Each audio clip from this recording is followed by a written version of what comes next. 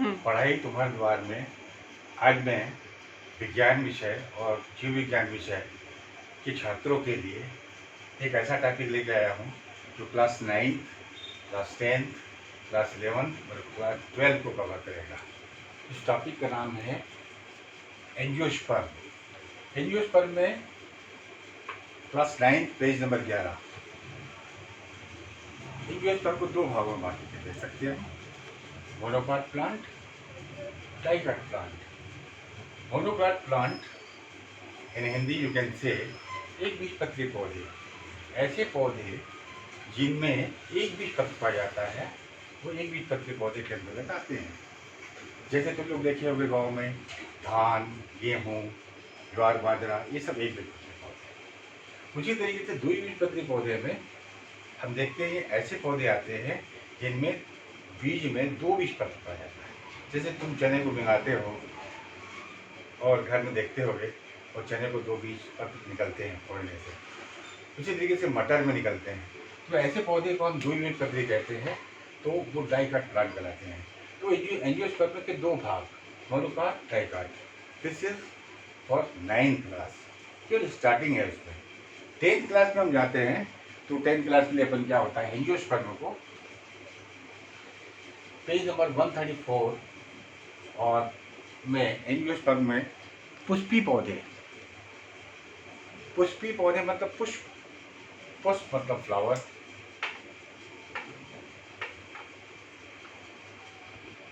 Flower को कितने भागों में बांटा गया है, पेज नंबर 134 में। क्लास 10 के बच्चे इसको देख रहे होंगे तो फायदा होगा। तो फ्लावर को हम 4 भागों में बांट सकते हैं।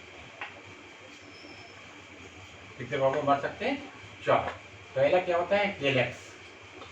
केलेक्स को अपन हिंदी में कहते हैं बाह्यदल। दूसरा होता है कारोला, कारोला को बोलते हैं अपन दल। तीसरा होता है एंड्रोशियम, ANDROECIUM, इसको हिंदी में कहते हैं उमंग। और चौथा होता है जायांग, जिसको कहते हैं गायनेशियम।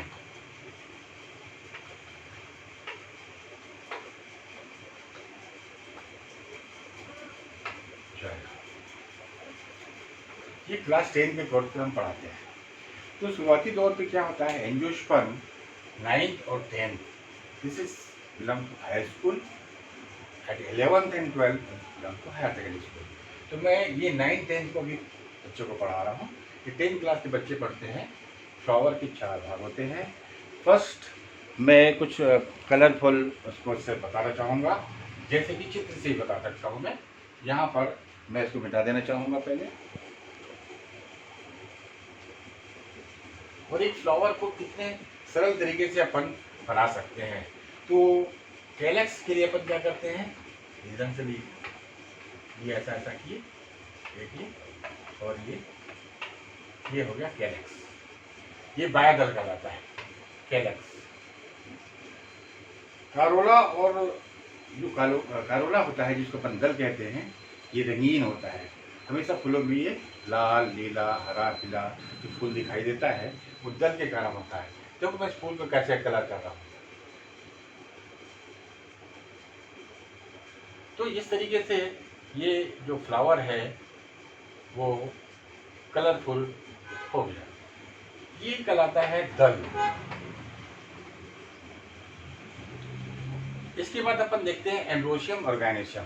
तो मालवेसी फैमिली के फूल में हम ऐसा बनाते हैं जिसमें जो एंड्रोशियम होता है वो झुंड में पाया जाता है मालवेसी फैमिली का। इस तरीके से ये होता है उमंग। चौथा होता है जायांग, जिसको अपन कार्पेल कहते हैं। इसको मैं थोड़ा सा डिफरेंट इसमें बताऊंगा तो जल्दी समझ में आ जाएगा। इस तरीके से ये जो चौथा भाग है वह है जायांग।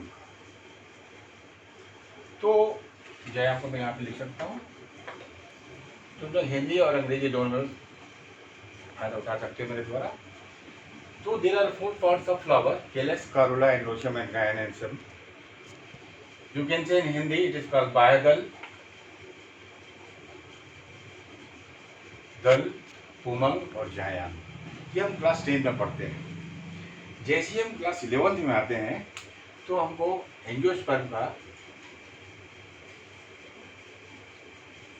पेज नंबर 78 से 81 तक, 78, 79 इसमें सब में एक प्रारूपी पुष्पी पादप एंजियोस्पर्म का अर्ध तकनीकी भाषा में वर्णन कीजिए। जैसे जैसे स्टैंडर्ड बढ़ते जाता है हम देखते हैं कि हमको क्रमशः सरल से कठिन की ओर हम जाते जाते हैं। पहले हमने 9th में बताया how many what is angiosperm, then 10th में